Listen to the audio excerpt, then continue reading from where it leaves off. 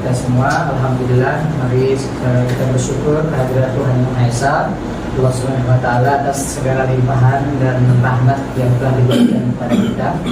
Yang saya hormati Bapak Kepala Sekolah SMA Negeri 1 Lupakam, yang saya hormati Bapak Ibu guru, rekan sejawat yang bertugas di SMA Negeri 1 Lupakam. Nah, pada kesempatan ini izinkan saya melakukan sosialisasi atau mendiseminasikan terkait tugas modul 1.4 tentang budaya positif. Sebelumnya saya adalah Nazarul Ilham, calon guru penggerak angkatan 10 Kabupaten Deli Serdang dari SMA Negeri 1 Lupakam. Oke, yang mau saya sampaikan di sini adalah tentang menyebarkan pemahaman dan penerapan pengalaman budaya positif. Nah, oke, sebelum kemari, Bapak Ibu izin saya ingin bertanya terlebih dahulu. Barangkali di antara kita di sini sudah mengetahui ya, kira-kira apa sih itu budaya positif? Ada yang mengetahui? Ibu Dwi? Kira-kira budaya positif apa yang Ibu ketahui? Kalau menurut saya budaya positif itu budaya yang dibuat dari dalam diri kita tentang keyakinan hal-hal yang positif untuk jauh lebih baik lagi ke depannya. Oke, garis merahnya adalah keyakinan positif yang nanti akan menjadi penguatan yang harus diyakini dalam dirinya, begitu ya, kurang lebih seperti itu. Ada lagi Bapak Ibu? As ya. Oke, nah, jadi benar adanya salah satu daripada konsep budaya positif itu ya itu ya. Jadi artinya nanti ada hal-hal kegiatan-kegiatan positif yang harus diyakini dan harus diterapkan juga terkait apa yang mereka sudah yakini. Nanti ada hal kaitannya dengan peserta didik. Oke, selanjutnya. Nah, mengenai konsep budaya positif. Jadi mengenai budaya positif ini ada 8 poin yang akan saya sampaikan. Yang pertama adalah tentang perubahan paradigma belajar, ada nanti disiplin positif, kemudian nilai-nilai kebajikan, kebutuhan dasar manusia, motivasi perilaku manusia, posisi kontrol guru, ada keyakinan kelas, dan ada yang namanya segitiga restitusi. Nanti secara detail akan kita kupas tuntas satu persatu dari ke-8 konsep budaya positif ini. Oke, next. Nah, kita masuk yang pertama adalah tentang pembelajaran baru, tentang pembelajaran dengan paradigma baru. Nah, terkait tentang pembelajaran paradigma baru ini nanti ada kaitannya dengan pembelajaran yang berdiferensiasi, mana ini adalah merupakan pembelajaran yang dirancang berdasarkan prinsip pembelajaran yang berdiferensiasi, sehingga peserta didik belajar sesuai dengan kebutuhannya berdasarkan tahap pengembangan sesuai teori psikologi modern yang berkaitan dengan nanti tentang profil pelajar Pancasila. Jadi artinya pembelajaran paradigma baru, di mana nanti pembelajaran itu nanti ada namanya istilah student center, ya, student center dan teacher center, di mana ini merupakan salah satu nanti ada kaitannya dengan pembelajaran yang berdiferensiasi. Nah, jadi berkaitan dengan student center atau teacher center, pembelajaran yang berpusat pada guru dan pembelajaran yang berpusat pada murid. Kira-kira Bapak Ibu ada yang mengetahui pembelajaran student center itu seperti apa? Pembelajaran teacher center itu seperti apa? Ada yang ingin menyampaikan pendapat? Ibu Ajijah? Kalau student center itu biasanya belajarnya berpusat pada guru, student center berpusat pada siswa. Kalau teacher center berpusat pada guru. Oke, ada lagi? Pas ya? Nah, jadi benar adanya bahwa tentang pembelajaran paradigma baru yang harus kita terapkan itu adalah pembelajaran yang berpusat pada peserta didik, student center ya. Nah, jadi kalau selama ini kita jadikan siswa itu adalah objek yang benar-benar sebagai katakanlah sebagai sesuatu yang kosong sama sekali. Nah, dalam hal ini tidak seperti itu. Nah, jadi bagaimana kita nanti bisa dapat menerapkan pembelajaran yang berpusat pada peserta didik sesuai dengan apa yang dibutuhkan oleh peserta didik itu, di mana itu nanti berkaitan dengan gimana penerapan profil pelajar Pancasila ya. Kita ketahui bahwa profil pelajar Pancasila ada 6 pilar, salah satunya adalah beberapa diantaranya ada mandiri dan berkolaborasi ya. Jadi artinya nanti bisa menerapkan bagaimana siswa itu bisa saling bekerja sama, berkolaborasi dalam mengerjakan tugas. Jadi tidak mentok pembelajaran itu harus apa yang dikatakan oleh guru. Nah, itu yang dikatakan dengan pembelajaran dengan paradigma baru. Oke, selanjutnya. Nah, ini ada yang namanya miskonsepsi tentang teori kontrol ya. Jadi ada beberapa miskonsepsi tentang teori kontrol. Yang pertama adalah ilusi guru mengontrol murid. Nah, ini merupakan sebagai suatu kalau menurut saya ya. Kenapa? Karena sebenarnya kita itu tidak bisa mengontrol orang lain. Kita tidak bisa mengontrol murid. Yang bisa mengontrol orang lain, nah yang bisa mengontrol dirinya sendiri, yang bisa mengontrol peserta didik itu sendiri adalah peserta didik itu sendiri. Makanya nanti diperlukan adanya yang dinamakan keyakinan kelas. Keyakinan kelas itulah tadi nantinya akan sesuatu hal yang dapat mereka lakukan itu berdasarkan memang apa yang sudah mereka yakini. Jadi bukan adanya suatu keterpaksaan ataupun yang hal-hal lainnya. Ini maksudnya. Kemudian yang kedua adalah ilusi bahwa semua penguatan positif itu bersifat efektif dan bermanfaat. Ini juga merupakan sebagai miskonsepsi, artinya bahwa segala hal yang positif itu artinya begini. Misalnya kita senantiasa memberikan selalu pujian ya kepada peserta didik ya. Hal ini ternyata tidak begitu efektif, belum tentu efektif dengan selalu memberikan pujian, dengan selalu memberikan penghargaan yang berlebihan juga tidak baik sebenarnya untuk kita lakukan kepada peserta didik. Jadi artinya nanti itu bisa membuat nanti dia merasa ada hal yang tidak sesuai dengan apa yang diyakini olehnya gitu ya. Kemudian ada ilusi bahwa kritik dan membuat rasa bersalah, serta ilusi bahwa orang dewasa berhak memaksa. Nah, ini yang sering terjadi. Bahwasanya kita sebagai orang dewasa itu selalu memaksakan kehendak, selalu memaksakan orang lain, selalu memaksakan kehendak peserta didik. Nah, ini menjadi sebuah miskonsepsi juga yang harus kita rubah nantinya. Ini beberapa miskonsepsi tentang teori kontrol yang nanti ada kaitannya di akhir tentang segitiga restitusi.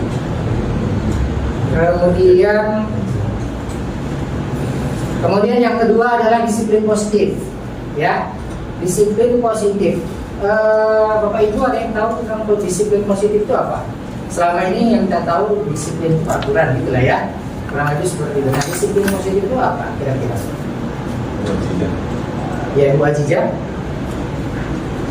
Ibu Ajijah ingin menyampaikan pendapat. Soalnya Ibu Ajijah bersemangat kayaknya. Pas. Dia Mendapat pujian. Oh gitu. Pas ya Bu Ajijah ya? Pas. Yang lain ada Bapak Ibu? Gak ada ya? Nah, baik, jadi disiplin positif memang selama ini yang kita ketahui tentang disiplin itu adalah aturan-aturan peraturan ya gitu yang harus dilakukan. Lanjut lagi. Ya. Oke. Kemudian disiplin positif ini disiplin berasal dari kata disiplina yang berarti adalah belajar. Jadi ternyata disiplin itu artinya adalah belajar ya. Disiplin mengacu pada disiplin diri yang memiliki tanggung jawab terhadap apa yang dilakukannya berdasarkan nilai-nilai yang diyakini.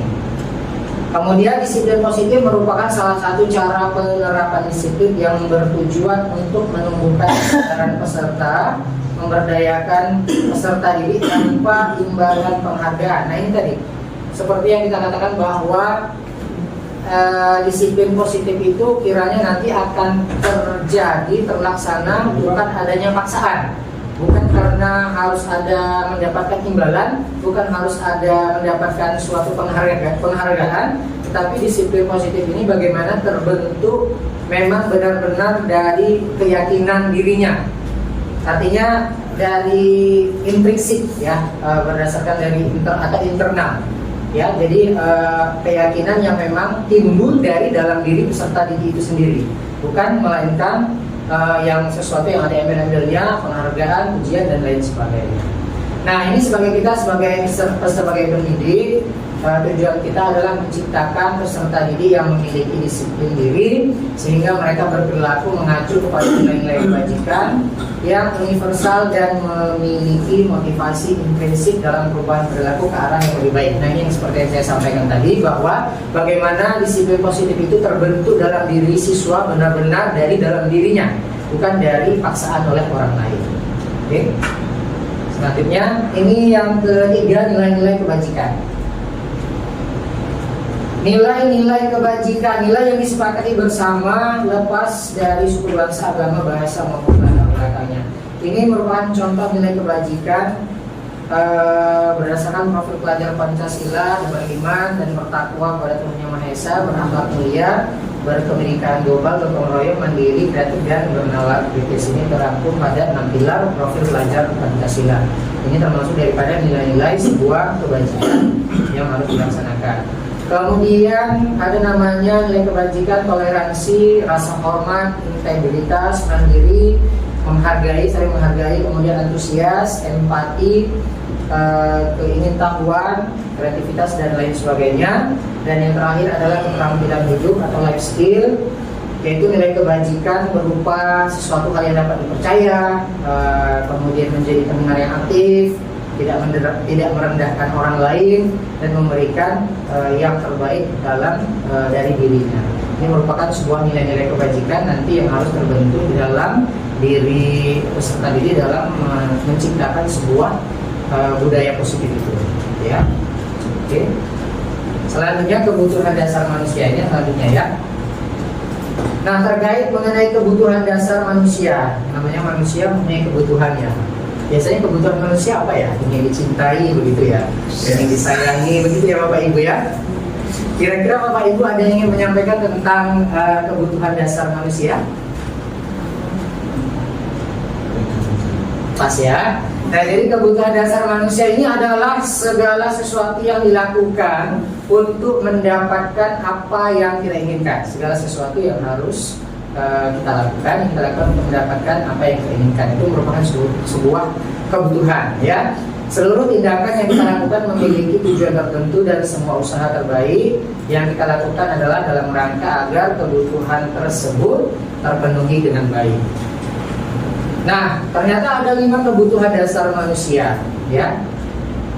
Salah satunya di awal tadi ada ya, ingin dicintai, termasuk kasih sayang dan merasa ingin terima, ya.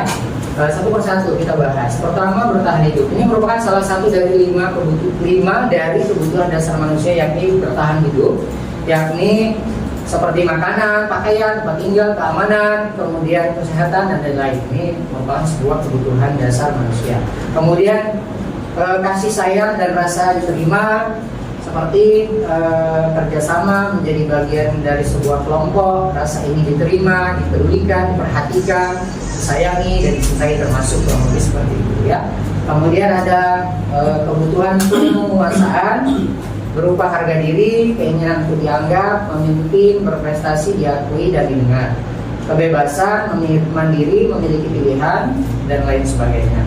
Serta yang terakhir adalah kesenangan, seperti kebutuhan bermain, kebutuhan humor, kebutuhan untuk tertawa, ya, dan lain sebagainya. Ini merupakan sebuah 5 kebutuhan dasar dari manusia, ya. Oke. Selanjutnya ada yang namanya motivasi perilaku manusia.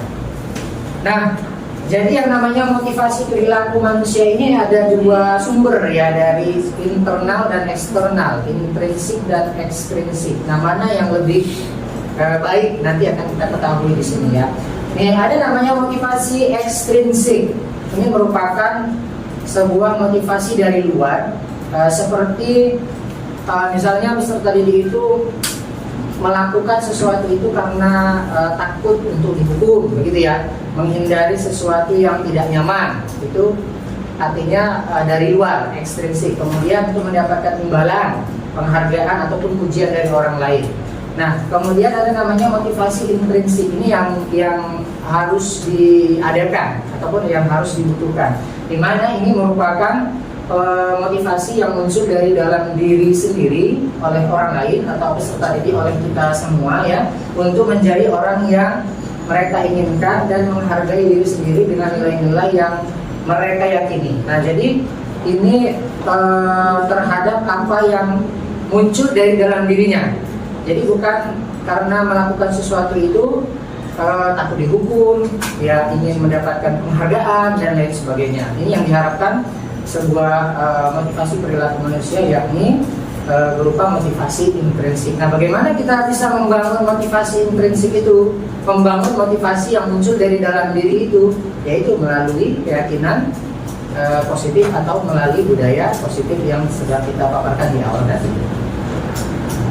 Nah, ini ada namanya hukuman, konsekuensi, dan restitusi. Nah, kalau hukuman dan konsekuensi sepertinya kita sudah mengetahui ya, tapi ada hal baru yang kita ketahui, ada namanya restitusi ya. Kalau hukuman dan konsekuensi tidak perlu kita secara detail membahas. Nah, yang perlu kita ketahui adalah restitusi. Restitusi ini apa? Restitusi ini adalah proses menciptakan kondisi bagi peserta didik untuk memperbaiki kesalahan, di mana adanya proses kolaboratif yang mengajarkan murid untuk mencari solusi sendiri. Nah, jadi nanti ada kaitannya juga dengan sebuah kontrol diri, nanti ada kaitannya yang berkaitan juga dengan di awal tadi, bahwasanya ketika peserta didik itu memiliki suatu persoalan, suatu permasalahan, bagaimana peserta didik itu dapat menyelesaikannya dengan sendirinya, mencari solusinya dengan kesadaran dia sendiri. Ya, bukan karena kita beri hukuman, bukan karena adanya takut dengan konsekuensi yang dijalankan dan lain sebagainya. Oke, next.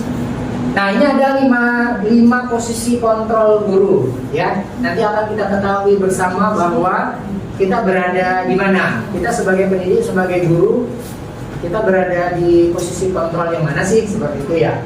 Nah, ada namanya posisi kontrol penghukum, kemudian membuat rasa bersalah, posisi kontrol sebagai teman, pemantau, dan manajer. Nah, apa dari masing-masing definisi dari kelima posisi kontrol ini?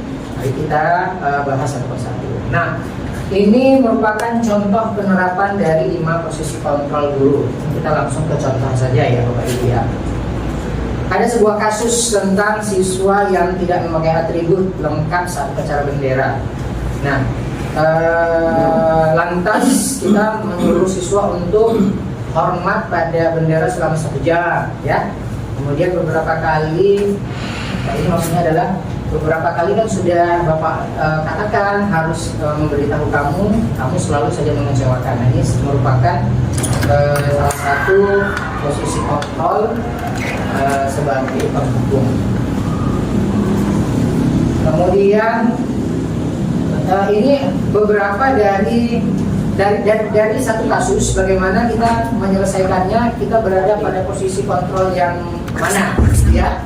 Kemudian ini ada yang penyelesaiannya seperti ini. Ayo dong ikuti aturan sekolah, tolong bantu Bapak atau Ibu ya, sekali ini sudah tidak apa-apa, lain kali jangan sampai berbuat lagi seperti ini.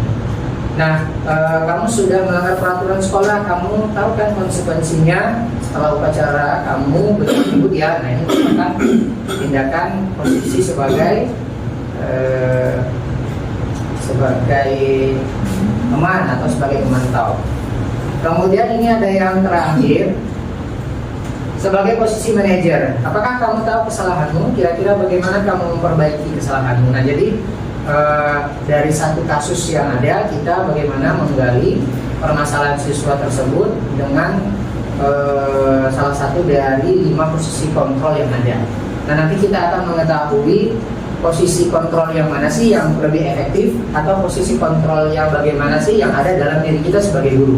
Kita akan mengetahui itu. Oke. Saya mau tanya ya pada Bapak Ibu, posisi kontrol apakah aku? Ya. Kalau kasusnya seperti ini, penyampaiannya seperti ini, saya kecewa sekali dengan kamu. Kira-kira ini posisi kontrolnya sebagai apa? Ayo. Sebagai apa? Apakah sebagai teman, penghukum, sebagai apa lagi tadi? Membuat rasa bersalah. Membuat rasa bersalah, manajer. Nah, ini sebagai apa? Saya kecewa sekali dengan kamu. Membuat rasa bersalah. Membuat rasa bersalah. Ada lagi, Ibu Desi? Sama, membuat rasa bersalah. Nah, kita lihat jawabannya. Oke, benar. Jadi ternyata ini adalah posisi kontrol yang dalam kategori pembuat rasa bersalah. Saya kecewa sekali dengan kamu, nah, bla bla bla bla. Ya. Apa kamu tidak pakai atribut bla bla bla bla seperti itu kurang lebih ya. Kemudian yang selanjutnya, kamu selalu tidak pernah benar melakukannya. Ini posisi kontrol apa? Hukum ya. Ya, kita lihat. Nah, ya ternyata ini adalah penghukum. Penghukum ini biasanya indikatornya adalah menghargai ya. Menghargai itu apa ya? Menghargai, menjas gitu ya, atau menunjuk itulah ya kan. Kamu ya tidak pernah, selalu tidak pernah benar melakukannya. Kurang lebih seperti itu. Kemudian yang selanjutnya, apa rencanamu untuk menyelesaikan masalah ini? Misalnya, ini posisi apa? Posisi manajer ya, kita lihat. Nah, benar. Nah, ini adalah posisi manajer di mana kita berusaha untuk membuka apa ya istilahnya, membuka paradigma peserta didik itu sendiri, bagaimana dia bisa menggali terhadap kesalahan yang dia lakukan, di mana nanti dia akan mencari solusinya sendiri secara tidak sadar dan secara tidak langsung. Nanti peserta didik itu sendiri yang menemukan sebuah ya, nanti ada kaitannya dengan segitiga restitusi itu. Karena secara tidak langsung nanti dia merasa telah menemukan solusinya, ya. Dengan apa? Dengan pertanyaan-pertanyaan yang kita lontarkan yang sesuai ya. Apa rencana guna untuk menyelesaikan masalah ini? Kamu kok sering terlambat, misalnya seperti itu ya. Kira-kira apa sih yang harus kamu lakukan? Nah, nanti kita ajak dia itu untuk menggali, melihat, mencari solusinya sendiri berdasarkan keyakinan yang ada dalam dirinya sendiri. Oke. Selanjutnya ini.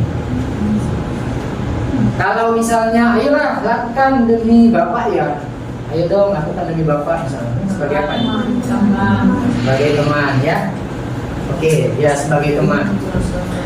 Sebagai teman, ini indikatornya apa ya?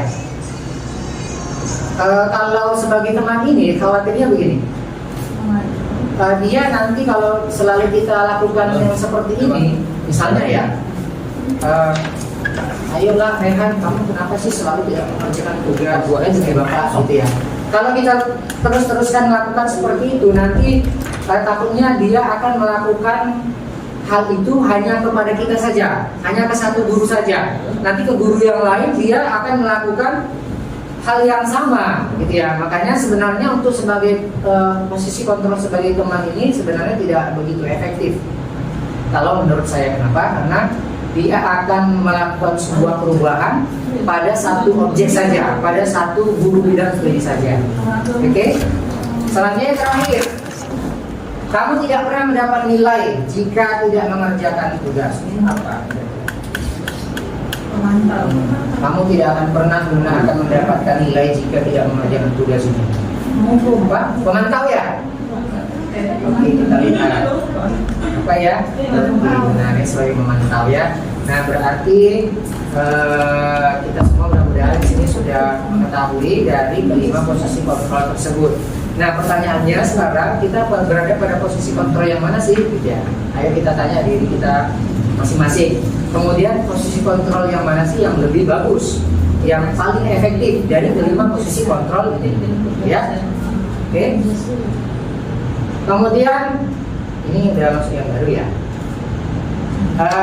Keyakinan kelas, tentang keyakinan kelas. Nah, Bapak Ibu, sebelumnya saya mau nanya, kenapa sih harus keyakinan kelas?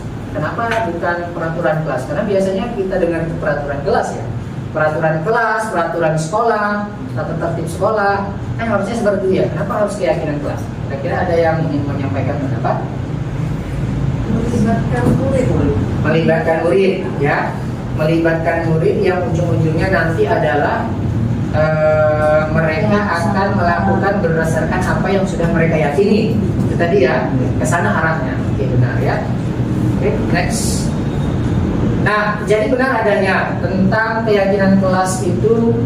Kenapa harus keyakinan kelas? Kenapa bukan peraturan kelas? Nah, karena kalau keyakinan kelas adalah sebuah katakanlah sebuah aturan yang dilakukan secara bersama-sama, yang dilakukan secara musyawarah berdasarkan apa yang mereka buat dan mereka akan meyakini, sehingga ketika mereka melanggar suatu keyakinan tersebut mereka akan intinya mereka akan bertanggung jawab lah terhadap keyakinan yang sudah mereka buat, terhadap aturan-aturan yang sudah mereka buat sendirinya. Oke. Nah, jadi yang namanya pembentukan keyakinan kelas itu kiranya harus bersifat abstrak, ya. Bersifat abstrak, kemudian berupa pernyataan yang umum atau universal, kemudian kalau bisa hindari pernyataan negatif atau harus menggunakan kata-kata positif. Misalnya dilarang membuang sampah, dilarang ribut, dilarang tidak mengerjakan tugas. Kalau bisa jangan seperti itu, tapi gunakanlah kata-kata yang positif. Misalnya menjaga kebersihan, gitu ya. Kemudian menyelesaikan tugas tepat waktu, kira-kira seperti itu ya. Jadi usahakan dalam membuat keyakinan kelas itu jangan ada unsur kalimat negatif. Usahakan buat sebuah pernyataan yang mengandung nilai-nilai positif. Kemudian yang namanya keyakinan kelas itu sedikit saja ya, sedikit dan mudah diingat, nggak perlu terus panjang-panjang seperti tadi ya. Menjaga kebersihan, ya, menyelesaikan tugas tepat waktu dan lain-lain sebagainya. Kemudian sesuai dengan kondisi kelas dan sekolah sehingga mudah diterapkan. Nah, tentunya dalam membuat sebuah keyakinan kelas sesuai dengan kebutuhan, sesuai dengan kondisi kelasnya. Kalau dalam ruang lingkup kelas, kalau dalam ruang lingkup sekolah ya sesuai dengan kebutuhan sekolahnya seperti apa, gitu ya. Kemudian semua warga sekolah atau warga kelas dilibatkan saat membuat keyakinan kelas. Next. Nah, ini ada yang namanya segitiga restitusi. Segitiga restitusi, ya. Segitiga restitusi ini ada tahapannya, Bapak Ibu ya. Ada 3 tahapan. Segitiga restitusi ini adalah suatu proses dialog yang dijalankan oleh guru agar dapat menghasilkan murid yang mandiri dan bertanggung jawab. Saya bilang ya, jadi segitiga restitusi itu merupakan sebuah dialog yang dilakukan oleh guru dalam untuk menghasilkan murid yang mandiri dan bertanggung jawab. Ini ada kaitannya dengan budaya positif, ada kaitannya dengan keyakinan dan lain sebagainya. Ya.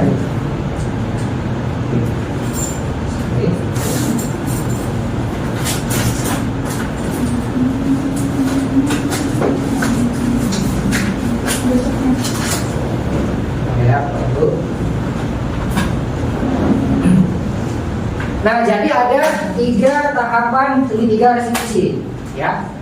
3 tahapan segitiga restitusi. Yang pertama adalah menstabilkan identitas, kemudian validasi tindakan yang salah, kemudian menanyakan keyakinan. Nanti akan kita lihat yang dikatakan sebagai menstabilkan identitas itu seperti apa sih, ya. Kemudian memvalidasi tindakan yang salah itu seperti apa, begitu pun seterusnya.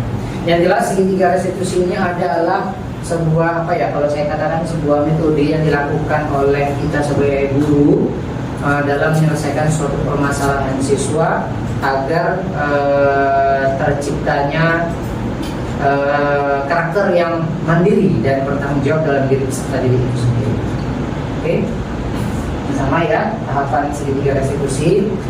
Kemudian next, nih yang dikatakan dengan menstabilkan identitas itu seperti apa sih ini? Pada tahapan menstabilkan identitas ini dilakukan berdasarkan prinsip membuat kesalahan adalah bagian dari proses pembelajaran yang nantinya akan menggeser identitas gagal ke identitas sukses. Selanjutnya tahap validasi tindakan yang salah dilakukan dengan berdasarkan prinsip setiap perilaku berupaya memenuhi suatu kebutuhan tertentu. Nah, jadi artinya validasi, menstabilkan identitas ini maksudnya misal ada kasus peserta didik yang ketika dalam pembelajaran itu kok sering ngantuk ya gitu, sering ngantuk bahkan tidur. Nah, coba kita panggil dia, kita cari solusinya dengan melakukan segitiga restitusi. Yang pertama kita lakukan adalah menstabilkan identitas. Seperti misalnya kita aja dulu ngobrol lah, istilahnya berdialog kepada peserta didik kenapa anak tersebut melakukan hal tersebut. Ya, kita gali dulu untuk menstabilkan identitasnya. Kemudian, ini apa ya? Ini berbuat salah. Nah, misalnya dengan melontarkan kalimat seperti ini ya, Dava misalnya ya, peserta didik, kenapa sih kamu ketika pembelajaran Bapak sepertinya sering ngantuk gitu ya?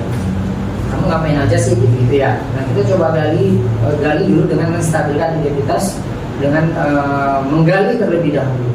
Kira-kira berbuat salah itu wajar enggak? Ya, tidak ada manusia yang sempurna. Bapak juga pernah melakukan hal itu seperti itu ya.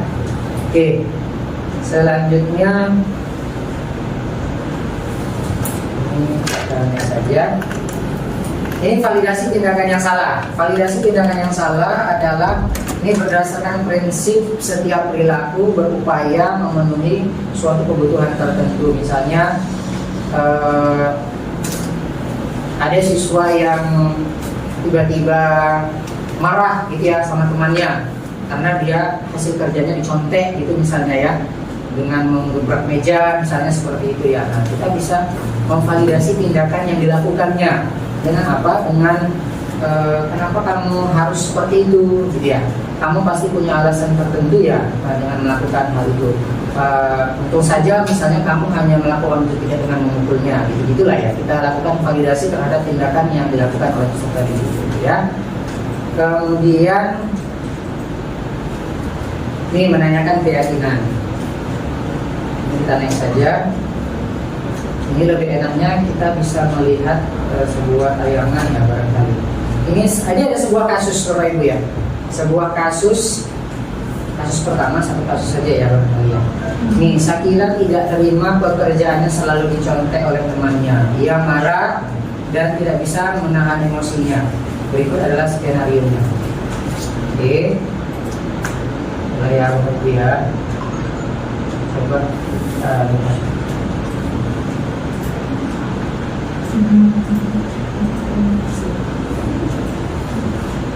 Ini supaya kita mengetahui bagaimana penerapan segitiga restitusi itu ya. Ini ada Pak. Ya.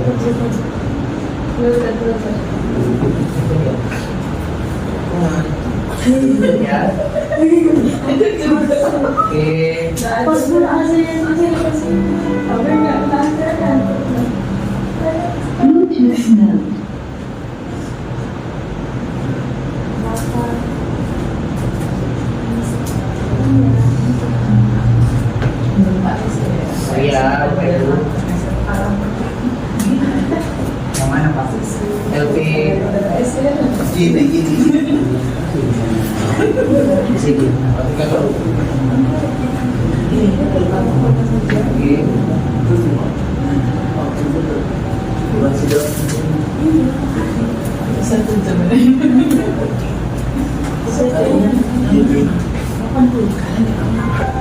Oke.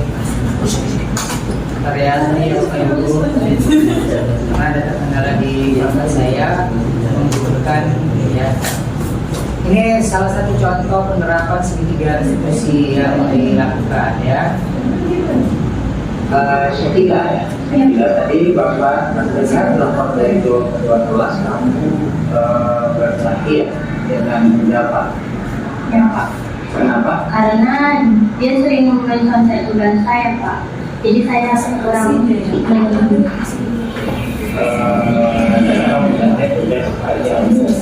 secara keseluruhan Hamil sendiri gitu Pak, tanpa izin. Jadi kan ada sedikit rasa kesal. Lantas kemudian Bapak dengar kamu sampai membuka meja gitu ya. Tindakan spontan Pak, karena di situ saya kesel karena kejadian itu nggak sekali 2 kali. Jadi saya kesal dan tidak secara refleks menggebrak meja. Oke, baik. Memang sih kalau Bapak di kamu untuk mungkin sudah pernah kesal seperti itu ya. Namun tindakan kamu yang termasuk tidak lebih berat ya daripada kamu tidak menentukan yang berat ya. Namun perbuatan itu apakah termasuk ya? Nah, Mana sih Pak? Maka sekarang karena itu melanggar daripada. nah, jadi yang dilakukan itu pertama tadi apa? Menstabilkan identitas ya, kita gali dulu permasalahannya seperti itu ya. Kemudian harapan yang selanjutnya adalah Ketiga ya, ini sudah ya. ketiga. Nanti kita akan memvalidasi tindakan yang salah. Ketiga ya. Tadi Bapak mendengar nomor dari Sama ya. ketiga ya. Tadi Bapak mendengar nomor dari Oke, jadi kurang lebih seperti itulah Bapak Ibu ya. Jadi bagaimana kita menggali suatu permasalahan, suatu kasus yang dialami oleh peserta didik itu dengan melakukan yang namanya segitiga restitusi ya. Tadi kan kasusnya adalah ada peserta didik yang pekerjaannya itu dicontek ya kan. Yang dilakukan secara berulang-ulang, yang dicontek oleh temannya si Syakila ini ya. Jadi bagaimana kita menyelesaikan permasalahannya ya, karena kalau kita lihat kita mendengar laporan dari guru lain atau guru BK, dia sempat melakukan menggebrak meja gitu ya. Nah, jadi kita bisa menggali suatu permasalahannya itu dengan metode segitiga restitusi. Kita cari dulu permasalahannya apa, kita stabilkan identitasnya, kemudian kita yang kedua apa tadi? Kedua apa tadi Bapak Ibu? Memvalidasi tindakan yang salah ya, artinya kita tanya kepada peserta didik kira-kira yang dilakukan itu salah atau enggak gitu ya. Jadi nanti artinya secara tidak langsung dia akan menyadari tindakan yang dilakukannya itu ya. Kemudian yang terakhir adalah keyakinan ya. Nih, yang terakhir adalah tadi. Yang terakhir adalah nih, menanyakan keyakinan. Jadi artinya ujung-ujungnya nanti adalah peserta didik itu menyadari kesalahan yang telah dia lakukan, bahwasannya yang dia lakukan itu tidak sesuai dengan keyakinan kelas, tidak sesuai dengan yang sudah disepakati di kelas. Ya, itu salah satu contoh daripada penerapan segitiga restitusi. Oke, next. Ini kasus kedua yang tidak saya. Oke, Bapak Ibu, kiranya ini saja yang dapat saya sampaikan terkait mengenai budaya positif. Ada 8 poin yang pada intinya adalah bagaimana dalam penerapan program disiplin positif ini hendaknya guru memiliki standar kepribadian, profesional, dan sosial yang baik, di mana guru mampu merefleksikan dirinya dalam posisi kontrol saat ini. Ya, jadi kiranya setelah ini kita dapat mengetahui kita sebagai pendidik berada pada posisi mana nih, kurang lebih seperti itu ya. Mana yang lebih efektif, atau kira-kira dari kelima itu apa sih yang tidak pantas untuk kita lakukan? Ya, setidaknya kita dapat mengetahui dan dapat menyelesaikan suatu persoalan yang kita alami bersama peserta didik kita dengan penerapan segitiga restitusi ya. Kiranya demikian Bapak Ibu yang dapat saya sampaikan. Kira-kira ada pertanyaan Bapak Ibu sebelum kita akhiri? Pas ya? Sudah ngantuk ya Pak ya? Setelah ini kita ngopi Pak ya. Oke, kalau sudah pas, terima kasih Bapak Ibu atas segala perhatiannya. Semoga apa yang saya sampaikan ini, terlebih khususnya pada diri saya pribadi, dapat saya terapkan di dalam pembelajaran, di dalam lingkungan kerja saya. Dan harapannya kita semua dapat menerapkan budaya positif terkait yang sudah kita ketahui bersama. Demikian Bapak Ibu, terima kasih segala perhatian. Mohon maaf apabila ada kekurangan.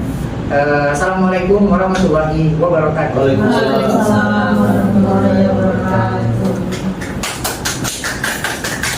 Mana Dijan ini? Telepon Dijan ini? Ada.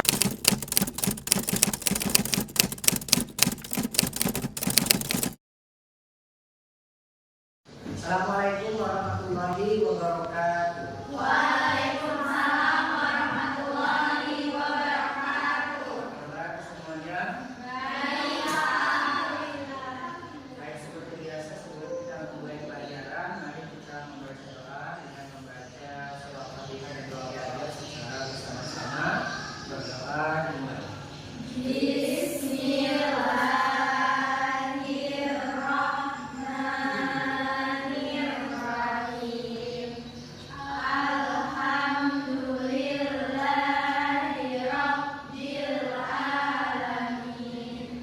Ar-Rahmanir-Rahim. Maliki yaumiddin. Iyyaka na'budu wa iyyaka nasta'in. Ihdinas siratal mustaqim.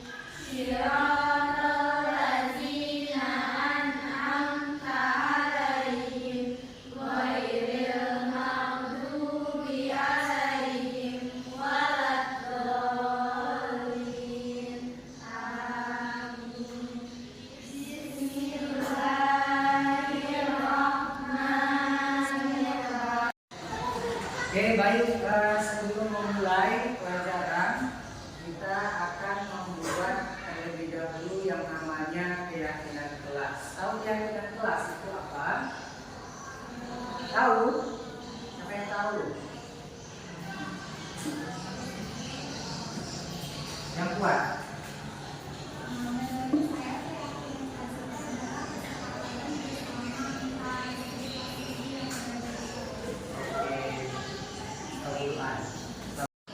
Oke, Marsha mengatakan keyakinan kelas adalah kesepakatan, ya, kesepakatan kelas. Nah, beda nggak keyakinan kelas dengan peraturan kelas? Kan ada tuh, ada peraturan sekolah, ada peraturan sekolah, ya kan? Apa beda peraturan kelas dan keyakinan kelas? Apa bedanya? Oke, nah jadi perbedaan dari peraturan kelas dan keyakinan kelas, ya kalau peraturan kelas ada peraturan sekolah, ya, peraturan tetap sekolah misalnya dilarang membuang sampah, gitu ya, dilarang terlambat, nah itu bisa termasuk sebagai namanya peraturan kelas. Nah tapi kalau yang namanya keyakinan kelas, kalau bisa usahakan biar aturannya itu jangan ada kata dilarang, jangan pakai kata jangan, dan lain-lain. Artinya gunakan kalimat yang positif. Ya, gunakan kalimat yang positif. Nah, jadi itu perbedaan peraturan kelas dan keyakinan kelas. Hampir sama sih sebetulnya ya. Nah, tapi yang namanya keyakinan kelas itu adalah kenapa dalam bentuk keyakinan? Karena dengan keyakinan akan adanya artinya sesuatu itu nanti yang kalian yakini sendiri, kalian buat sendiri, kalian yakini sendiri, dan kalian bertanggung jawab terhadap apa yang sudah kalian yakini, ya. Itu kenapa dia dikatakan sebagai keyakinan kelas, ya. Jadi kita harus bertanggung jawab terhadap nilai-nilai yang akan kalian yakini, yang akan kita yakini. Nah, keyakinan kelas ini biasanya dibuat tidak satu pihak, ya. Tidak gurunya saja, tapi kita semua yang membuat sebuah keyakinan. Supaya apa? Supaya aturan-aturan yang sudah kita yakini itu, karena kita yang membuat, kita semua yang membuat, maka kita akan bertanggung jawab terhadap apa yang sudah kita buat.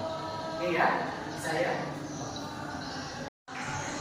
Nah, ini yang Bapak sampaikan tadi, ya. Seperti yang sudah dikatakan, hari ini kita akan membuat sebuah keyakinan kelas, ya. Nah, tadi sudah Bapak tanya siapa yang sudah mengetahui atau sudah mendengar yang namanya keyakinan kelas, ya.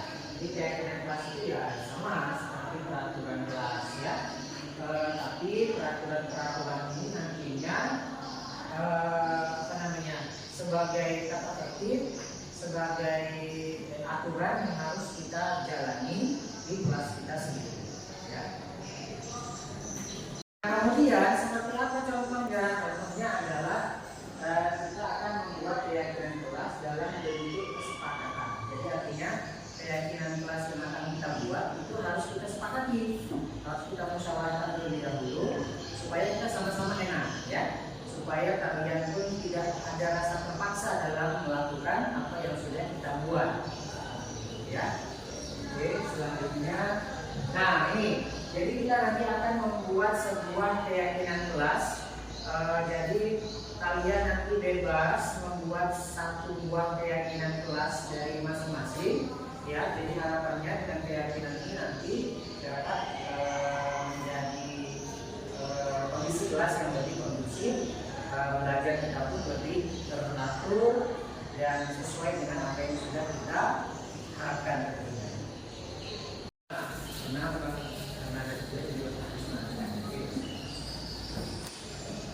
Oke, nah jadi hari ini kita akan membuat sebuah keyakinan kelas. Nanti kalian buat dalam sebuah kertas kilat yang akan Bapak berikan satu persatu. Kalian buat satu saja per siswa, satu saja keyakinan kelas yang akan kalian buat. Nah, yang perlu digarisbawahi adalah dalam membuat keyakinan kelas itu gunakan kalimat yang positif. Jangan menggunakan kalimat yang negatif. Misalnya, jangan menggunakan dilarang mencontek misalnya ya. Misalnya itu ya. Jangan kalau bisa tidak usah kata-kata dilarang, tidak usah pakai kata dalam tanda kutip jangan dan lain-lainnya. Pokoknya menggunakan kalimat yang positif ya, Bapak. Dari satu orang satu.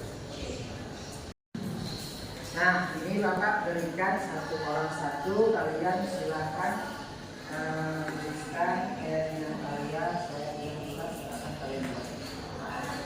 Silakan langsung ya.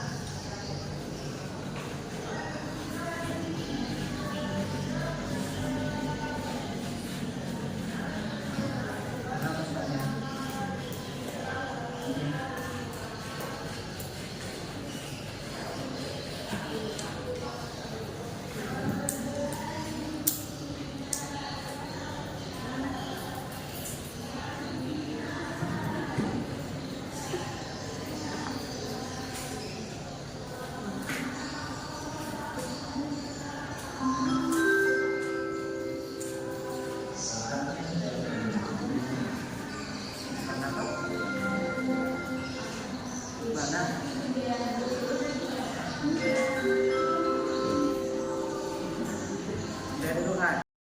Oke, udah siap? Yang belum siap gak apa-apa lanjut. Kalau sudah siap silakan kamu maju depan bergantian dan datang ke ini.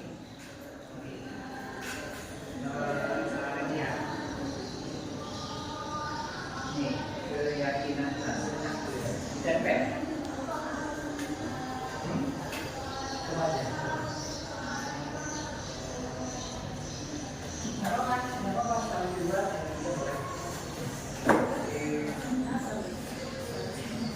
Jangan jauh kali ke depan-depan nggak apa-apa. Depan lagi depan. Jangan aja ke depan. Ke depan. Oke, silakan.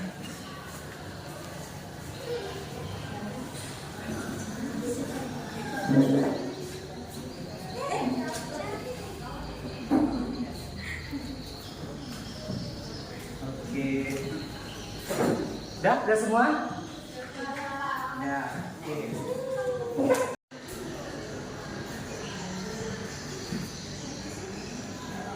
Oke, udah. Nah, ini keyakinan kelas yang sudah kalian buat ya. Kita akan coba cek satu persatu dari masing-masing keyakinan kelas yang sudah kalian buat. Siapa tahu ada yang sama, nanti akan kita, kalau dia sama, kita pakai ya. Bukan berarti keyakinan itu nggak digunakan, tapi karena dia kalau kembar ya salah satu saja yang kita gunakan. Oke, stop dulu. Yuk, satu persatu ini dari Miranda. Ya, meyakini betapa pentingnya sikap disiplin dan pendidikan untuk mencapai kemajuan di masa depan. Sepakat? Panjang ya, terlalu panjang ya. Intinya adalah disiplin ya, meyakini betapa pentingnya sikap disiplin. Maksudnya disiplin berpakaian, disiplin tempat waktu kita masuk, ya kan? Ya, disiplin mengerjakan tugas, mungkin itu ya. Nah, ini bisa kita gunakan ya. Bisa satu ya.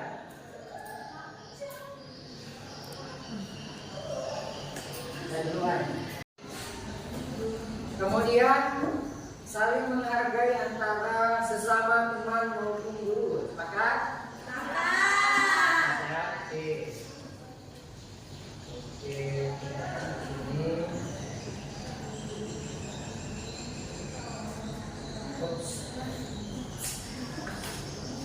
Selanjutnya,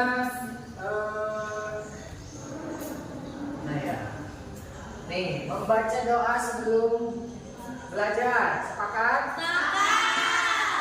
Oke, ya. Oke, udah dulu lagi. Ya.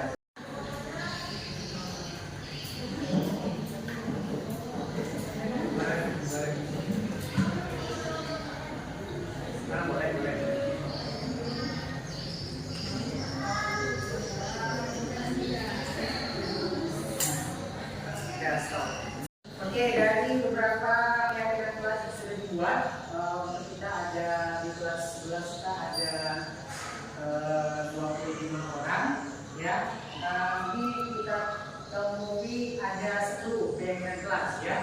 Karena yang lainnya mirip, ya. Jadi inilah keyakinan kelas kita yang harus kita jalani, ya. Nah, ini nantinya karena ini sudah menjadi keyakinan kelas kita dan yang membuat adalah kita semua berdasarkan kesepakatan kita, maka kita harus bertanggung jawab terhadap apa yang sudah kita yakini atau apa yang sudah kita buat, supaya kegiatan pembelajaran kita berjalan dan berlangsung sesuai apa yang kita harapkan. Oke ya? Nah, karena kita sudah membuat sebuah keyakinan kelas yang telah kita sepakati bersama, untuk sebagai sebagai bahwasanya kita telah melakukan hal tersebut, Bapak perlu tanda tangan dari kalian bahwasanya kalian turut serta meyakini apa yang sudah kita buat. Jadi silakan satu persatu nanti ke depan untuk menandatangani hasil kesepakatan kelas.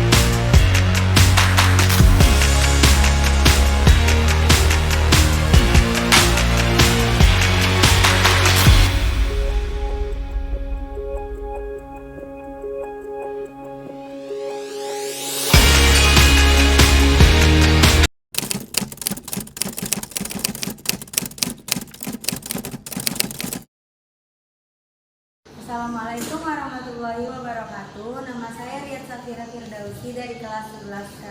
Assalamualaikum warahmatullahi wabarakatuh. Perkenalkan, nama saya Marsha Yovani Lubis dari kelas 11K.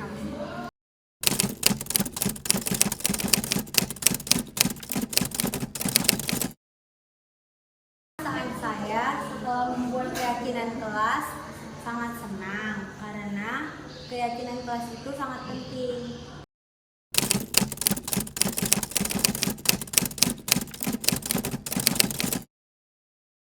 Jadi kenapa keyakinan kelas itu sangat penting? Supaya ada kedisiplinan di dalam kelas.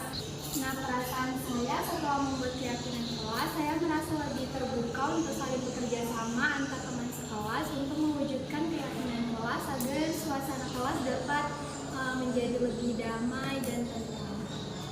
Menurut saya, keyakinan kelas sangat penting karena agar satu teman dengan teman yang lainnya dapat menjalankan tanggung jawabnya masing-masing dengan penuh keyakinan dalam dirinya tanpa ada paksaan apapun.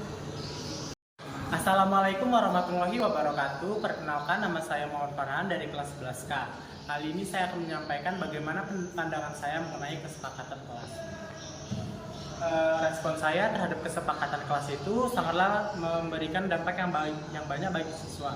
Tidak hanya menimbulkan rasa tanggung jawab, namun juga kepercayaan diri yang lebih antara siswa dengan siswa yang lainnya.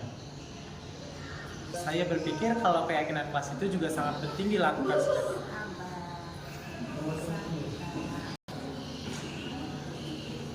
Kemudian apakah keyakinan kelas itu penting? Jawaban saya iya, sangat penting karena alasan saya mengenai kesepakatan kelas tidak hanya menumbuhkan rasa tanggung jawab namun juga memberikan rasa kepercayaan diri antar siswa dan juga guru. Selain itu juga akan membangun kerjasama. Assalamualaikum warahmatullahi wabarakatuh. Perkenalkan, nama saya Fitri Ramadhani, saya dari kelas 11K. Di sini bagaimana perasaan saya terhadap keyakinan kelas? Perasaan saya sangat senang karena di sini menambah kedisiplinan dan keharmonisan terhadap kelas. Saya sangat penting karena dengan itu kita tahu bagaimana batasan kita terhadap lingkungan kelas kita agar tidak terjadi kerecokan. Terima kasih.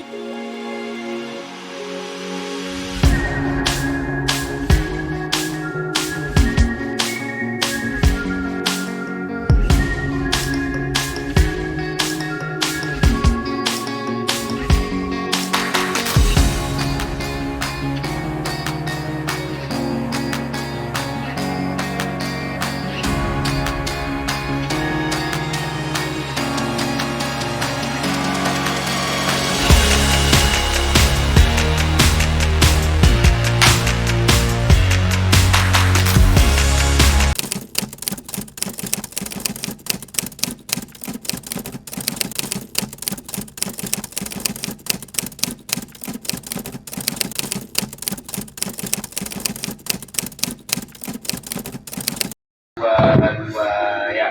Oke, Syakila ya. Syakila, tadi Bapak mendengar laporan dari ketua kelas kamu berkelahi ya dengan Dapa. Ya Pak, Kenapa? karena dia sering mencontek tugas saya Pak, jadi saya kurang menerima. Dapa mencontek tugas pekerjaanmu Ya, secara terus menerus Pak. secara terus-menerus dengan paksaan atau Ngambil sendiri gitu Pak tanpa izin, jadi kan ada sedikit rasa kesal. begitu. Lantas kemudian Bapak dengar kamu sampai menggebrak meja begitu ya? Tindakan spontan Pak, karena di situ saya kesal karena kejadian itu nggak sekali dua kali, jadi saya kesal dan tidak secara refleks menggebrak meja. Oke, baik. Memang sih kalau Bapak di posisi kamu, tentu mungkin Bapak juga merasa kesal seperti itu ya. Namun tindakan kamu ya termasuk tidak lebih berat ya daripada kamu yang tapi kamu tidak memukul kan? Tidak memukul, hanya menggebrak meja. Namun perbuatan tersebut apakah menurutmu pantas atau tidak? Kurang pantas sih Pak. Kurang pantas kan, karena itu melanggar daripada keyakinan kelas kita kan. Iya Pak, Selain itu kenapa kok kurang pantas? karena kan lebih masih bisa negur, harusnya bisa menegur dengan lebih baik. Oke, dan bisa saling menghormati, intinya seperti itu ya. Ataupun kamu bisa harusnya lapor aja ke Bapak atau ke guru BK kan begitu ya. Jadi tidak harus sampai menggebrak meja seperti itu ya. Tapi ya memang kendati pun demikian, kalau Bapak di posisi kamu pun ya mungkin bisa jadi seperti itu, tapi itulah kita harus bisa mengontrol emosi karena ada tindakan yang lebih halus lagi untuk dapat kita lakukan, kurang lebih seperti itu. Jadi lain kali untuk tidak seperti itu lagi ya, barangkali bisa dilaporkan ke Bapak atau ke guru BK kalau terjadi contek ataupun ya sering mencontek lagi sama kamu gitu ya. Ya Pak, maaf ya Pak, Oke. saya melakukan kesalahan. Oke, jadi nanti untuk tidak terulang lagi ya. Ya Pak. Oke, sudah silahkan kembali ke kelas. Makasih Pak. Assalamualaikum warahmatullahi wabarakatuh. Saya Sakila dari kelas 11H. Saya senang sekali dapat berdiskusi dengan Bapak Guru untuk dapat mengendalikan diri dari emosi karena perilaku teman saya. Saya harus lebih banyak belajar untuk bersabar dan dapat menghormati teman saya. Terima kasih.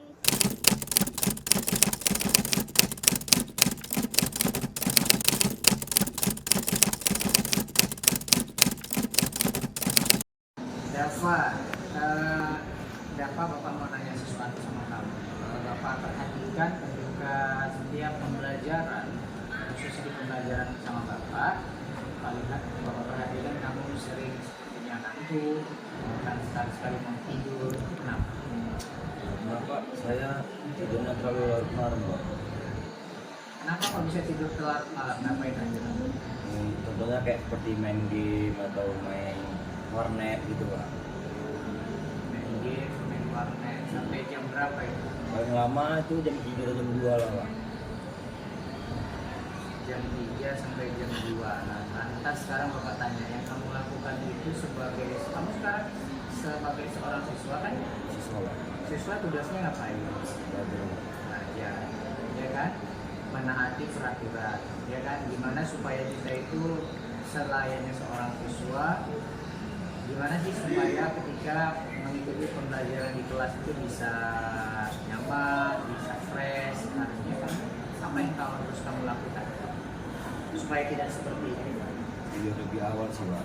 Tidur lebih awal dan tidak main game. Boleh sih main game, tapi kamu mungkin bisa di minimalisir ya, bisa di setting waktunya, bisa dikurang-kurangi main gamenya, boleh, tidak dilarang, tapi lihat waktu ya. Boleh main game, tapi kalau bisa dihilangkan lebih bagus lagi kan gitu ya.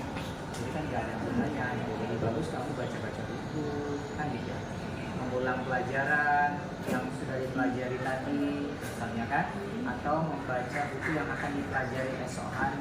Saya rasa itu lebih bermanfaat daripada harus main game sampai berlarut. Boleh, tapi lihat kondisi dan waktu ya. Jadi setelah ini mengharapkan kamu tidak lagi seperti itu ya. Mengharap kamu bisa mengikuti pelajaran dengan sebagaimana teman-temanmu ya. Jadi setelah ini kalau Bapak tanya apa yang harus kamu lakukan, Berubah mindset yang terbaru Pak. Karena kita kayak udah meninggalkan dunia kita yang lama itu Pak. Kalau mau tidur, mengurangi main game dan sebagainya Pak. bisa dilakukan. Insya Allah bisa Pak. Jadi ya, Iya, Pak. supaya nanti kamu di minggu depan ketika pelajaran sama Bapak tidak lagi terulang seperti ini ya. Karena semuanya ini bukan untuk Bapak, tapi untuk kamu, supaya kamu benar-benar mendapatkan pelajaran dengan maksimal apa yang disampaikan. Jangan-jangan kamu di pelajaran lain juga seperti itu. Kan secara otomatis kan seperti itu ya. Jadi harapannya ke depan coba dirubah pola hidup, tidur lebih awal, boleh main game tapi ingat waktu. Paham ya? Bisa dilaksanakan? Oke, silakan kembali. Udah. Assalamualaikum warahmatullahi wabarakatuh. Perkenalkan, nama saya Dafa Fadlur Rahman. Terima kasih kepada Bapak Guru. Saya senang sekali diajak diskusi dengan Bapak Guru untuk menemukan solusi atas kesalahan yang telah saya lakukan, yaitu bergadang di malam hari dan tidur di larut yang malam yang mengakibatkan saya tidur di sekolah atau di kelas. Sekian dari saya. Terima kasih.